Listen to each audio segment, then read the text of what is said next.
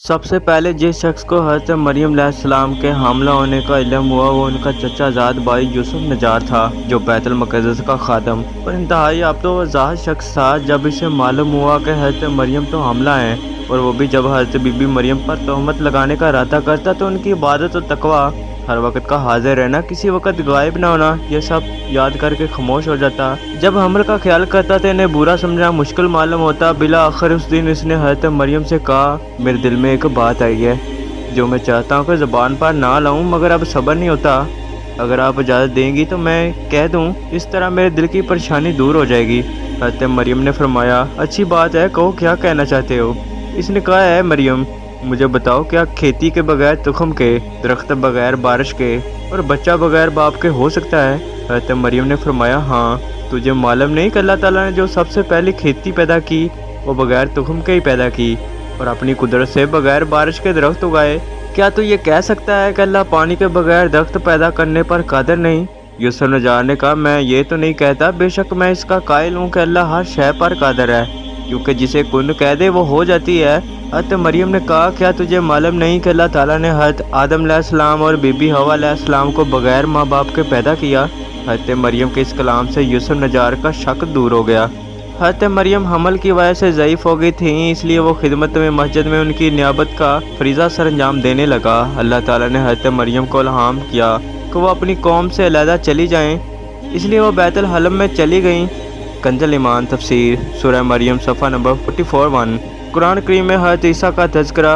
कुरान करीम की 13 सूरतों में मुख्तलिफ नामों से हज़रत ईसा का तज़किरा मौजूद है। 26 मकामात पर ईसा और 23 मकामात पर इब्ने मरियम और 11 जगहों पर मसीह और एक मकाम पर अब्दुल्ला कहा गया। कुरान करीम की 19वीं सूरत सूरह मरियम आपकी वालदा माजिदा के नाम पर है। कुरान मजीद की 30वीं सूरत सूरत आले इमरान आपके नाना और हज़रत मरियम के वालिद के नाम से मंसूब है। कुरान मजीद की 5वीं सूरत सूरह अल माइदा, इसमें खाने का जिक्र है जिसकी फरमाइश हज़रत ईसा के वारियों ने की थी। कुरान करीम में अंबिया के हवाले से सबसे ज़्यादा जिक्र हज़रत मूसा अलैहिस्सलाम, हज़रत ईसा अलैहिस्सलाम का किया गया है। कुरान और हदीस में उनके हालात तमाम नबियों से ज़्यादा बयान किए गए हैं। अल्लाह ताला ने सबसे ज़्यादा अंबिया कराम बनी इसराइल पर मबूस फरमाए, जबकि उनके आखिरी नबी हज़रत ईसा इब्ने मरियम थे। आपने कौम को खातमुल नबीयीन हज़रत मोहम्मद मुस्तफ़ा सल्लल्लाहु अलैहि वसल्लम की आमद की खुशखबरी दी। इरशाद बारी ताला, और जब इब्ने मरियम ने कहा, है बनी इसराइल, मैं तुम्हारे पास अल्लाह का भेजा हुआ हूँ और मैं बिशारत देता हूँ एक ऐसे पैगम्बर की जो मेरे बाद आएंगे और जिनका नाम अहमद होगा। सूरह सफ़ आयत नंबर 6। चनाचा हज़रत ईसा अलैहिस्सलाम के बाद 560 साल तक कोई रसूल दुनिया में नहीं आया।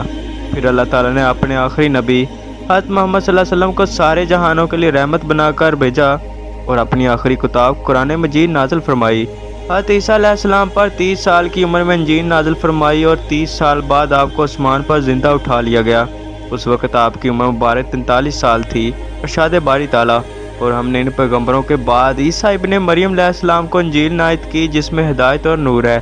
सूरह अल माइदा आयत नंबर 46।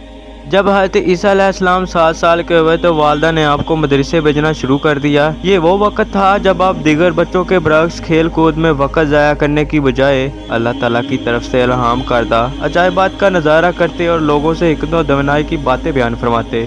चनाचा उस वक़्त के बनी इसराइल काहनों ने उन्हें अपने लिए बहुत बड़ा खतरा समझते हुए उनके खिलाफ साजिशें शुरू कर दी। ये वो ज़माना था जब हज़रत ज़िकरिया अलैहिस्सलाम बनी इसराइल के पैगंबर थे, लेकिन यहूदी अपनी साबका रवायात और आदत के बायस अपने नबी की नाफरमानी और तकज़ीब करते। ये लोग ना सिर्फ मुश्किलाना तरीके अख्तियार किए हुए थे, बल्कि उनके मजहबी रहनुमाओं ने अपनी अपनी ख्वाहिशात के मुताबिक तरात में रद्दोबदल कर लिया था।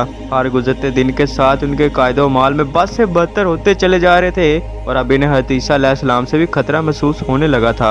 जब बैतुल मुक़द्दस के हालात ज़्यादा ख़राब हुए तो हज़रत मरियम आप अलैहिस्सलाम को अपने साथ लेकर अपने अजीज़ों के पास मिस्र चली गईं, जो 13 साल बाद अल्लाह ताला के हुक्म से मिस्र से वापस बैतुल मुक़द्दस आई, जहाँ अल्लाह ताला ने हज़रत ईसा इब्ने मरियम को अपनी मुक़द्दस किताब इंजील अता फरमाई और 9 खास मौजज़ात से सरफराज फरमाया।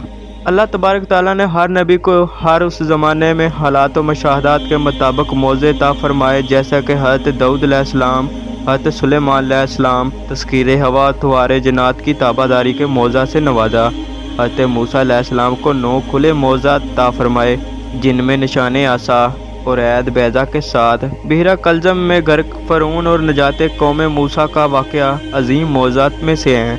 हज़रत इब्राहीम पर दहकती आग और हज़रत इस्माईल अलैहिस्सलाम को आब ज़मज़म का मौज़ा अता फरमाया, हज़रत नूह अलैहिस्सलाम की कश्ती, हज़रत सालेह अलैहिस्सलाम की ऊँटनी, हज़रत यूनुस अलैहिस्सलाम का मछली के पेट में ज़िंदा रहना, ये सब मौज़ात ही हैं। और फिर नबी आखिरुल ज़मां हज़रत मोहम्मद सल्लल्लाहु अलैहि वसल्लम को सबसे अजीम मौज़ा कुरान पाक अता फरमाया। इसके अलावा शक्ल कमर से लेकर बदर की फ़तह समेत अनगत मौज़ात हैं जो नबी सल्लल्लाहु अलैहि वसल्लम को अल्लाह ताला ने अता फरमाए।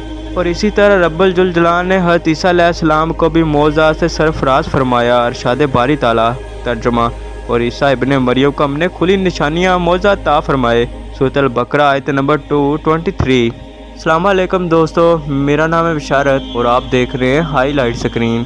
दोस्तों, अगर वीडियो अच्छी लगे तो इसे लाइक कीजिए और इस चैनल को ज़रूर सब्सक्राइब कीजिए। अब मैं मिलूँगा पार्ट 2 में, तब तक के लिए अपना बहुत सा ख्याल रखना। अल्लाह हाफिज़।